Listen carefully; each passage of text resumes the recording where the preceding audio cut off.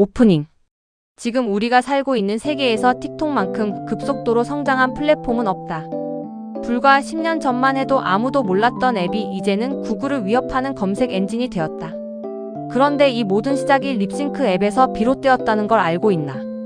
틱톡의 탄생부터 현재까지의 여정을 따라가 보면 단순히 유명해진 앱의 이야기가 아니라 알고리즘이 어떻게 인류의 문화를 재편하는지 보여주는 가장 대표적인 사례를 마주하게 된다. 파트 1 뮤지컬리 시대. 이야기는 2014년 중국에서가 아니라 의외로 미국에서 시작된다. 알렉스 주와 루이 양이라는 두 명의 창업자가 뮤지컬리라는 앱을 출시했다. 개념은 단순했다. 사람들이 15초 길이의 짧은 영상에 자신의 목소리를 입혀서 립싱크하고 그걸 공유하는 것이었다. 정말 간단해 보이는 이 아이디어가 폭발했다. 특히 미국과 유럽의 10대들 사이에서 데이트를 쳤다. 사용자들은 자신을 뮤저라고 부르며 독특한 문화를 만들어 나갔다. 바이럴 댄스, 트렌드, 창의적인 콘텐츠들이 쏟아져 나왔고 2017년 중반에는 1억 명이 넘는 월할 사용자를 확보하게 된다. 그런데 여기서 중요한 일이 일어난다. 2017년 11월 중국의 거대 기술 기업 바이트댄스가 뮤지컬리를 약 10억 달러에 인수한 것이다.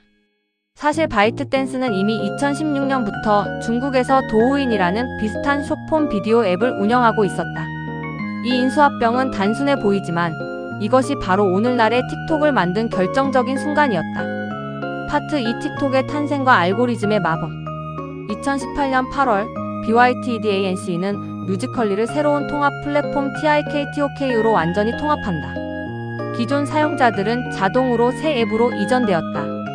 창의적인 비디오 도구들은 그대로 유지되었지만 진정한 게임 체인저는 따로 있었다.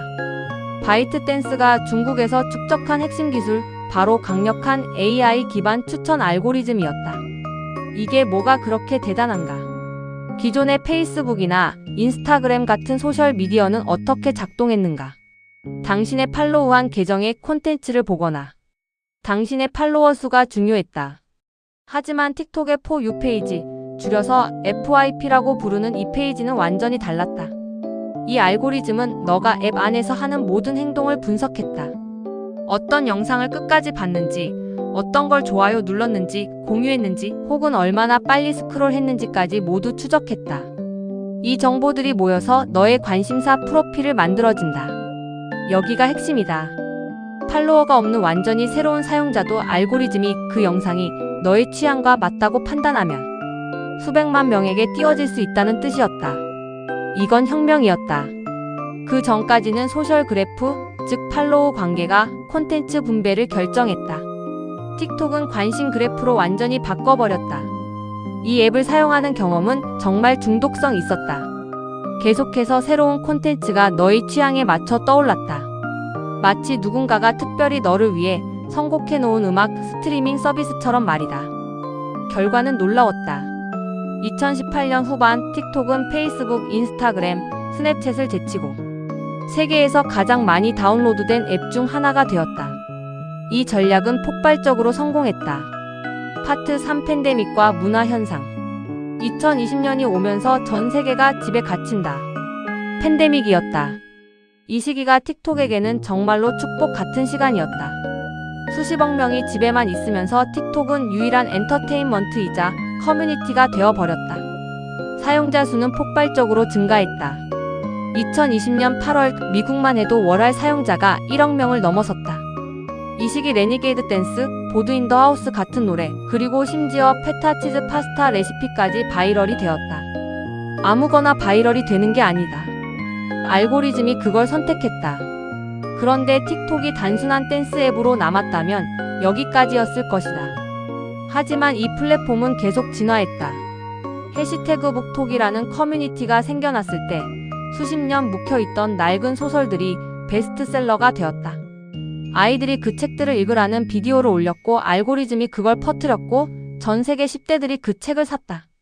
해시태그 피시톡, 해시태그 스포츠톡 같은 뉘앙스 있는 커뮤니티들도 생겨났다. 찰리 더 밀리오와 카비 라메 같은 크리에이터들은 1억 명이 넘는 팔로워를 확보했다. 틱톡은 더 이상 앱이 아니었다. 문화를 만드는 기계가 되어버린 것이다. 파트 4 지정학적 위기. 하지만 성공은 항상 대가를 불러온다. 틱톡의 성장이 눈에 띄어지면서 전 세계 정부들의 눈길이 집중되기 시작했다. 2019년 미국 상원 의원들이 틱톡이 국가안보 위험이 될 수 있다고 우려하기 시작했다. 2020년에는 더 심해진다.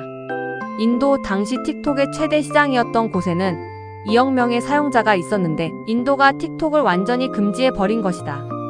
같은 해 도널드 트럼프 대통령은 바이트댄스가 미국 사업을 팔지 않으면 틱톡을 미국에서 금지하겠다고 위협했다. 이건 단순한 규제가 아니었다. 이건 한 나라 전체가 한 기업에 넌 여기서 할 수 없다고 선언한 것이다. 하지만 여기가 신기한 부분이다. 틱톡은 계속 성장했다. 2021년이 되면 전 세계 월할 사용자가 10억 명을 넘어섰다. 정치적 압박 속에서도 문화는 멈추지 않았다. 콘, 키드, 그리메이스 쉐이크 같은 트렌드들이 계속 나타났다. 틱톡의 영향력은 정말 대체 불가능해 보였다. 투명성 보고서를 발표하고 데이터를 현지에 저장하겠다는 약속을 했지만 콘텐츠 조정, 허위 정보, 데이터 보안에 대한 비판은 계속되었다. 파트 5 오늘날의 틱톡과 미래. 이제 2024년 현재로 넘어온다. 틱톡은 더 이상 단순한 숏폼 비디오 플랫폼이 아니다. 이건 완전히 다른 차원으로 진화했다. 가장 놀라운 변화는 이거다. 틱톡이 검색 엔진이 되어버렸다는 것이다. 통계를 보면 사용자의 62%가 구매하기 전에 틱톡에서 상품평을 찾는다. 53%는 앱에서 본 레스토랑을 실제로 방문했다고 말한다. 사람들이 이제 맛있는 식당을 찾을 때 구글이 아니라 틱톡을 켜는 것이다. 요리법도 뉴스도 하우투도 모두 틱톡에서 검색한다. 구글과 직접적으로 경쟁하고 있다는 뜻이다. 전자상거래 분야로도 확장했다. 틱톡샵이라는 기능을 만들어서 사람들이 앱 안에서 직접 상품을 구매할 수 있도록 했다. 엔터테인먼트와 쇼핑이 완벽하게 통합되었다. 영상을 보다가 마음에 드는 상품이 있으면 그대로 구매하고 그 상품이 배송받아진다. 이 과정에서 크리에이터들도 수익을 얻는다. 바이럴 순간이 곧 수익이 되는 구조다. 사용자들의 비판에 대응하기 위해서도 움직였다. 매니지 토픽이라는 기능을 만들어서 사용자들이 자신의 피드를 조정할 수 있도록 했다. 슬라이더를 움직여서 여행 콘텐츠는 더 보고 싶고 피트니스는 덜 보고 싶어 이런 식으로 선택할 수 있게 한 것이다. 인공지능 기반 키워드 필터도 추가해서 사용자가 특정 콘텐츠를 더 똑똑하게 차단할 수 있도록 했다. 알고리즘의 편리함과 사용자의 주체성 사이에서 균형을 맞추려고 노력하고 있다. 하지만 여전히 미래는 불확실하다. 미국 정부는 바이트댄스가 미국 사업을 중국 이외의 기업에게 팔 것을 계속 요구하고 있다. 그렇지 않으면 금지된다고 위협하고 있다. 2025년 초 틱톡은 잠깐 셧다운되기도 했다.